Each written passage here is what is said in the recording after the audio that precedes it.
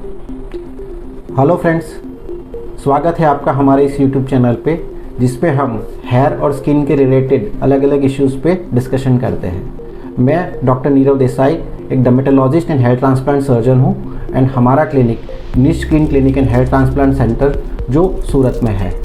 तो हम हमारे चैनल पर रेगुलर वीडियोस अपलोड करते हैं जिसमें आपको तरह तरह की जानकारी देते हैं। तो आज के हमारे वीडियो का टॉपिक रहेगा डैंड्रफ। कई पेशेंट्स हमारे पास आते हैं जिनको डैंड्रफ का प्रॉब्लम रहता है।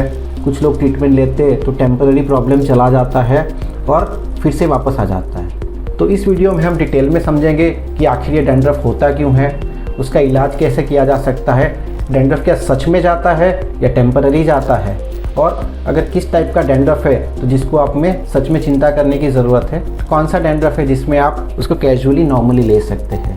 तो आइए अपना वीडियो शुरू करते हैं।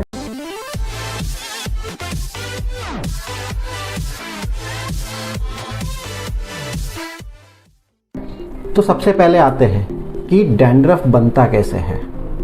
तो डैंड्रफ बनना एक बहुत ही नॉर्मल है। जैसे हमारे स्किन के सेल होते हैं वो डेली मल्टीप्लाई होते हैं और नए सेल्स बनते जाते हैं। सेम वे में हमारी स्काल्प की भी जो स्किन है उसमें डेली के नए नए सेल्स बनते जाते हैं और जो पुराने सेल्स हैं वो ग्रेजुअली शेड ऑफ होते जाते हैं। तो ये जब हम वॉश करते हैं तो एक्सफोलिएट हो जाते हैं और हमको पता नहीं चलता। पर जैसे हम डेली नहाते हैं वैसे कई सारे लोग जो होते हैं वो डेली हेड वॉश नहीं करते। उसकी वजह से ये जो सारे डेड सेल्स है वो ग्रेजुअली स्काल्प के ऊपर के लेयर पे एक्यूमुलेट होने लगते हैं और जब वो उसको नाखून से ऐसे खुरेदने की कोशिश करते हैं तो उनके नाखून में मैल जैसा बन के आता है। अगर ऐसा बहुत ही माइल्ड डैंड्रफ है तो बहुत ही नॉर्मल है, उसमें कोई भी चिंता की बात नहीं है। अगर उसमें से कोई बैड स्मेल नहीं आ रही है, कोई साथ में इचिंग नहीं है और जब आप उसको खुरेदते हो तभी वो हल्की सी पपड़ी जैसा निकलता है तो वो नॉर्मल है, क्योंकि नॉर्मल स्किन एक्सफोलिएशन जो होती है ये उसी का एक पार्ट है। तो इसको रोकने के लिए आपको खाली डेली हेड वॉश करने की ज़रूरत है, वो भी सादे पानी से। कोई शैम्पू यूज़ करने की ज़रूरत नहीं है। अगर आप डेली सादे पानी से भी वॉश करोगे तो ये एक्सफोलिएशन कंटिन्यू रहेगा, डेड स्किन एक्यूमुलेट नहीं होगी और जिसकी वजह से आपको ये डैंड्रफ जैसा फील नहीं होगा। अब आते हैं एक्चुअल डैंड्रफ कंडीशंस क्या होती है। एक होता है ड्राई डैंड्रफ और एक होता है वेट डैंड्रफ।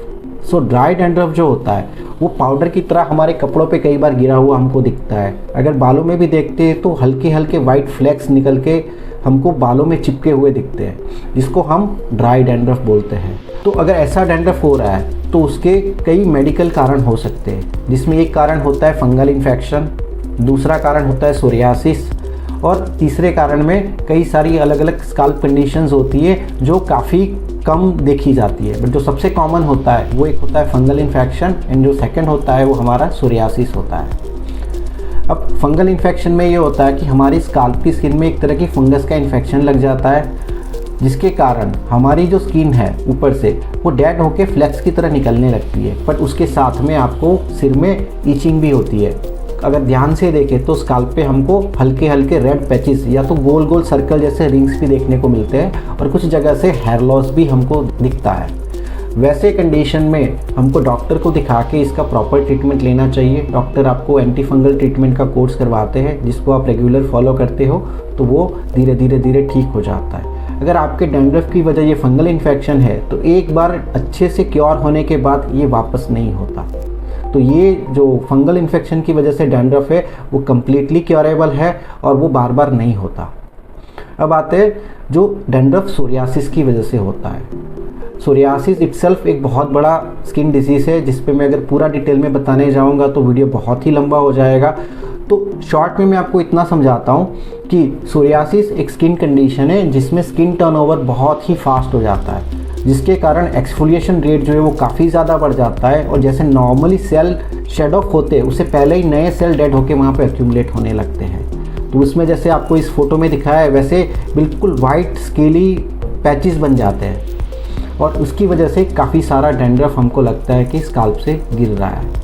और यूजुअली वो एक राउंड इनिशियली वो रेड कलर का पैच होता है, धीरे धीरे वो सिल्वरी ग्रे ऊपर पपड़ियाँ जमने के कारण वो ग्रेइश सा दिखने लगता है। अगर ऐसी कंडीशन है तो उसके ट्रीटमेंट में काफ़ी लंबा समय जा सकता है। बट यस, रेगुलर ट्रीटमेंट से सोरियासिस भी कंट्रोल में आ सकता है। बट एक प्रॉब्लम इसके साथ रहती है कि कभी कभार फ्यूचर में भी इसका वापस से रिकरेंस हो सकता है। तो अननेसेसरी टेंशन लेने की बजाय जब भी आपको ये प्रॉब्लम वापस से रिकरेंस होता है, आप अपने डर्मेटोलॉजिस्ट को फिर से कंसल्ट करिए, उसके गाइडेंस में ट्रीटमेंट लीजिए, फिर से कंट्रोल में आ जाएगा और आपका स्काल्प डैंड्रफ फ्री रह सकता है। अब आते हैं वेट डैंड्रफ पे।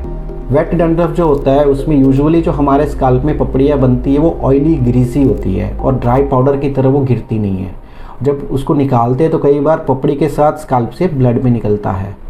वैसा डैंड्रफ होने की वजह यूजुअली जो मोस्ट कॉमन कंडीशन है जिसको हम बोलते हैं सीबोरिक डर्मेटाइटिस, वो भी एक तरह का स्किन डिसऑर्डर है जिसमें स्किन का जो रीजनरेशन प्रोसेस है उसमें प्रॉब्लम्स क्रिएट होती है, साथ में सुपर एडेड फंगल इन्फेक्शन के कारण स्किन उसको अलग से रिएक्ट करती है। अगर इसकी पैथोलॉजी डिटेल में समझनी है तो आम आदमियों के लिए काफ़ी मुश्किल है, बट जो बेस्ट वे है कि आप अपने डर्मेटोलॉजिस्ट को कंसल्ट करिए और उनके गाइडेंस में प्रॉपर ट्रीटमेंट लीजिए। अगर सीबोरिक डर्मेटाइटिस की वजह से भी डैंड्रफ है तो उसका ट्रीटमेंट लंबा चल सकता है एंड कई बार एक बार डिजीज़ कंट्रोल में आने के बाद भी आपको कुछ shampoos or lotion as a precautionary use करने पड़ सकते हैं जिसकी वजह से ये प्रॉब्लम आपको बार बार ना हो। तो ये हमने डैंड्रफ के बारे में काफ़ी ब्रीफ इन्फॉर्मेशन आपको दी। अब आते हैं थोड़ी कॉमन इन्फॉर्मेशन पे।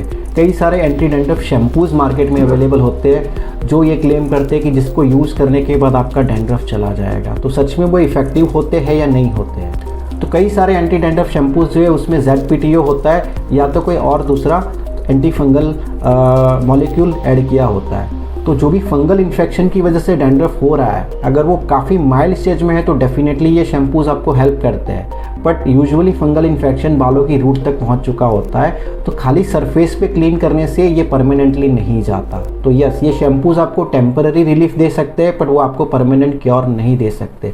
इसीलिए आपको लगता है कि जब तक ये शैम्पूज़ आप यूज़ करेंगे डैंड्रफ नहीं आता, जैसे बंद करते डैंड्रफ फिर से आने लगता है, कई बार साथ में ईचिंग भी शुरू हो जाती है।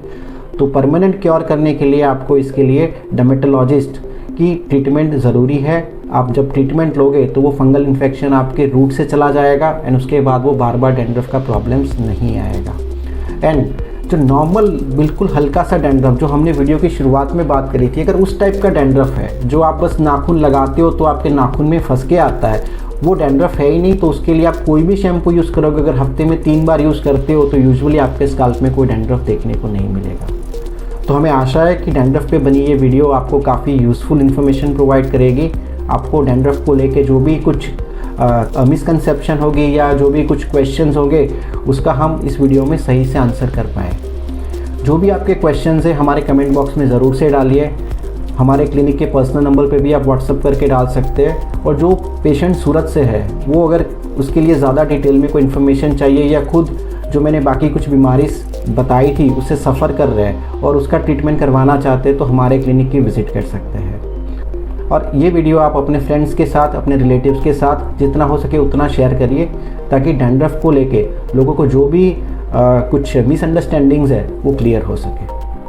हमारे वीडियो को ज़रूर से लाइक करिए, सब्सक्राइब बटन को प्रेस करके हमारे चैनल को सब्सक्राइब करिए और अपने फ्रेंड्स के साथ जितना हो सके इस वीडियो को शेयर करें। Thank you.